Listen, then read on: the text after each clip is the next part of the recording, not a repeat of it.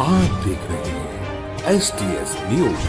Parvati Daund seat पर किस उम्मीदवार का समर्थन करेंगे? मनोज जारांगे बड़ा ऐलान करते हुए दी ये चेतावनी। मराठा आरक्षण कार्यकर्ता मनोज जारांगे पाटिल ने रविवार को कहा कि वे 20 नवंबर को होने वाले विधानसभा चुनाव में पार्वती और दौंड निर्वाचन क्षेत्रों से 2 उम्मीदवारों का समर्थन करेंगे। हालांकि उन्होंने कहा कि इनके नामों का खुलासा बाद में किया जाएगा। दोनों सीट पर वर्तमान में भारतीय जनता पार्टी का कब्जा है, जिस पर जारांगे मराठा आरक्षण का विरोध करने का अक्सर आरोप लगाते रहते हैं। आपको बता दें कि इससे पहले जारांगे ने पहले घोषणा की थी कि वे फुलंबरी, कन्नड़, छत्रपति संभाजी नगर में, हिंगोली, पठारी, परभनी और हदगांव, नांदेड़ में उम्मीदवारों का समर्थन करेंगे। उन्होंने दावा किया था कि वे भोकरदन, जालना, गंगापुर, छत्रपति संभाजी नगर, कलावनुरी, हिंगोली, गंगाखेड़ और जिंतूर, परभनी और लातूर में औसा के मौजूदा विधायकों को हराने के लिए प्रचार करेंगे। ये विधायक महायुति सरकार के हैं। नामांकन वापस लेने की अंतिम तारीख 4 नवंबर है। चुनाव परिणाम 23 नवंबर को घोषित किए जाएंगे। जारांगे के पास पहुंच रहे प्रत्याशी। महाराष्ट्र विधानसभा चुनाव की वोटिंग में अब 3 हफ्ते से भी कम समय शेष रह गया है। ऐसे में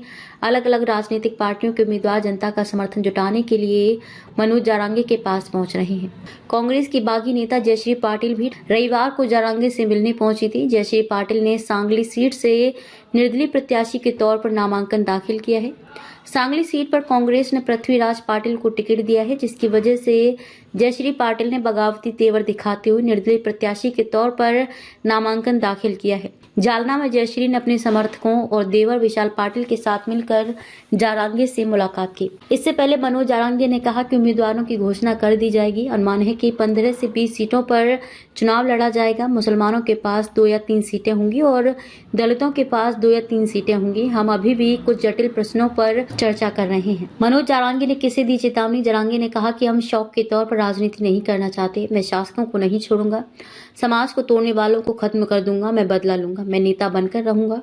मैं अपने पूरे परिवार को नहीं जानता। मैं ये भी नहीं जानता कि मेरा बेटा, मेरे पिता कहाँ है। मेरे समाज को परेशान करने वाले किसी व्यक्ति को मैं नहीं छोड़ूंगा। महाराष्ट्र विधानसभा के लिए 288 सीटों पर एक चरण में 20 नवंबर को मतदान होना है। 23 नवंबर को चुनाव परिणाम घोषित किए जाएंगे।